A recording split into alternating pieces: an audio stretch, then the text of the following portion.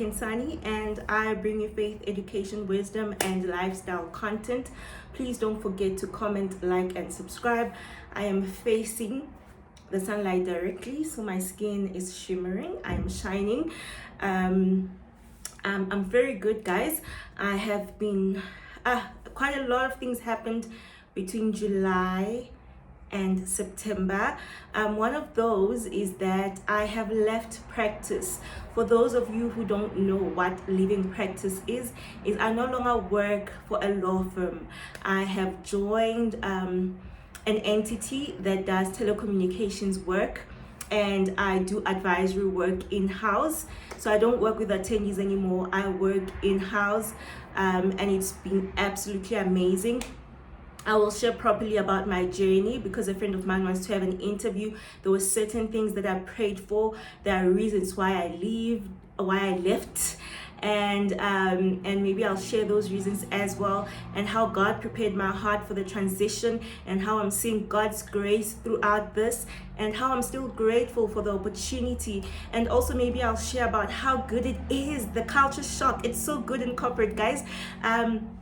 Not only just from a financial perspective, but I enjoy the culture and the decision behind leaving. I think one of those was having to answer who I want to be. So yeah, I think for today's video, actually, you'll see with the heading there, before I delve too much into why I left practice and all of that. Hopefully law graduates and candidate attorneys and whoever else watches the channel, you will get a glimpse of that in follow-up videos. In this video, we talk about the 12 things that nobody tells you about. This has been adopted from D. Gibson. I hope I'm saying her name properly. I saw her post on LinkedIn where she listed 12 things that nobody tells LLB graduates as they go into their articles. And I thought I should just expand on some of those things, and maybe if you have any questions, then we can engage on that via Instagram and via YouTube. So please stay tuned because there's 12 things that we're going to talk about. So this will be quite a lengthy video. Please don't forget to comment, like, subscribe, and share. I'd appreciate you sharing all the work that we do on this channel. Yes. So we must thank D. Gibson for actually, I hope it's not Die, it's actually D, because I'm going to say D the entire time. And I am sorry if I am not pronouncing your name properly. I am going to share the 12 things that she raised, but I also just want to say thank you, because these are things that we always find out when we start our articles. So the first one, she says that if you do not secure your articles at one of the top 5 law firms, expect a salary of between $4,000 and $8,000 per month before deductions. Okay, so the expectations when you leave practice, when you leave practice, because I left practice, so everything's about leaving practice. The expectations when you are in your final year is that you go into the big firms because they actually pay well. But if you go into other firms, then you don't get the kind of salary that your other peers get, right? And she says the average is between 4,000 and 8,000, but I would like to say that between 8,000 and 15 to 20,000, there are those medium firms that actually pay that. And these are the ones that we hardly look at. So the most important thing is understanding which firm you're gonna go to. I always say that 2 years of your life is nothing. So understand what your end goal is. I understand that money is very important, and some of you need the money because of where you come from and you might not afford certain things. But if you can stick it through, just stick it through for the 2 years and see the change that occurs after the 2 years. If you don't make it to the top firms, you're stuck with everything else. And it doesn't mean it's lesser, guys. I mean, it's not less, because you get exposure to the legal field as well. And if you never make it to the big firms, you must not delay your time of learning just because of that. So I always say that there's medium firms that specialize, and that's very important because you learn specialized skills. There's firms that specialize in intellectual property. That means by the time you leave that firm, you are so good at intellectual property, it's all you were doing, that you will be somebody who is sought after in the market. There are firms that specialize in labor law. There are firms that specialize in environmental law. There are firms that specialize in planning law.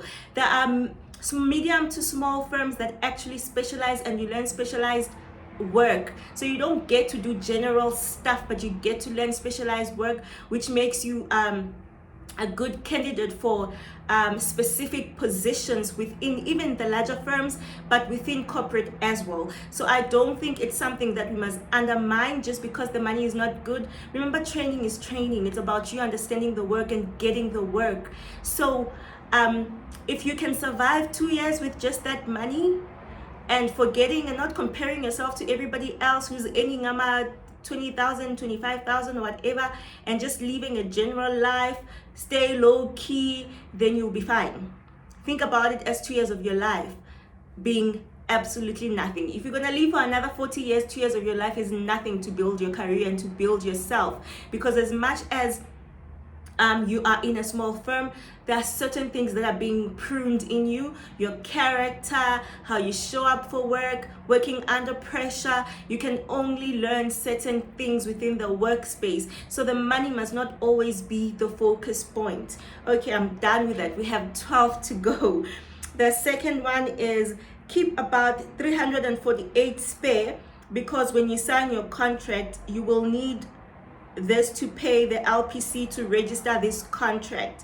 So if I remember correctly, is the first week of your articles. That first week, do not waste time. The first week of your articles, fill in that contract. I forgot the name and I wish I had taken mine out, but you're gonna fill in your contract that says this is how long, this is when you started. So you basically register your articles. This is who you'll be serving under. This is your principal. Then you must submit that with the LPC, and that will cost you $348. I think during that time you also submit a letter to request to appear at the magistrate court, something like that. So don't forget, I think it's those two things. If you are at a really generous firm, they will pay for it. If you are not, then you must keep that aside. Number 3, during your articles, try and scrape together approximately 5,500 to 6,720 to do the PLT training course you are required to complete. So you are required to complete a PLT course. If you are serving your articles for 2 years, you can do this PLT course for, I think it's like 2 months. If I'm correct, I stand to be corrected because I did something like that. And that a full on 4 weeks or something, you're attending classes and you're being taught on the different aspects of the law, civil procedure, criminal procedure, accounting, wills and estates. So that 4 weeks, I'm not meant to be at work. You're meant to be fully attending that. I understand that there's a different kind of PLT that you can do, which is like 6 months full time, and that one is more expensive. But that's if you want to do your articles for a year. Okay, and then the 4th one is you must keep 345 available so you can register to write your board exams. Yes, so it's 345 every time you register. So you can register for 4 exams for 345. You can register 1 exam for 345. That's the standard. You can register for 2 for 345. When it comes to exams, it's really up to you. It depends on how much time you have and how dedicated you are to studying. I did 2 exams per period. For example, I didn't write, because you can't write in the first 6 months of your articles unless if you have PLT, then you can write, and unless if you meet 2 other requirements, then you can write, and you can meet them individually. So if you completed 6 months PLT, then you can write exams in August. So if you start your articles in Jan, for example. So I started my articles in January, but I didn't have 6 months PLT. I didn't have any prior stuff that satisfies the requirement, which meant that I could only write my first exams not in March but in August. So I wrote my first 2 in August that year, and then I wrote my other 2 in March the following year. So those are your options, and if you fail, you must keep the same kind of money. And I think D. Gibson actually continues to say that. So let's look at the 5th one. She says keep about 700 available should you want a remark of a board exam. Always advisable. If you got like 49, then you can request that. If you got lower than that, like if you got like 39, that's a risk you must be willing to take. You must be very confident that you answered the questions correctly. But otherwise, I think if you have between 40 to 49, then you can ask for a remark, and you are required to have 700 for that. And then number 6, she says keep 170 available for the cost of a police clearance certificate. Okay, I think that's clear enough. I'm not going to elaborate on that. Number 7, if you do happen to seed your articles, keep another 348 available so you can pay this to the LPC to have the new contract registered. So you found yourself doing your articles at firm A, which pays you 6,000, and then you get another opportunity, or you applied to or during your articles you get an offer at a bigger firm that pays you more, then you decide to leave, or actually you don't like the firm that you're at for variety, is that how you say it, of reasons, then you decide to leave. So when you do that, it's you basically sitting your articles, and you will need to have 348.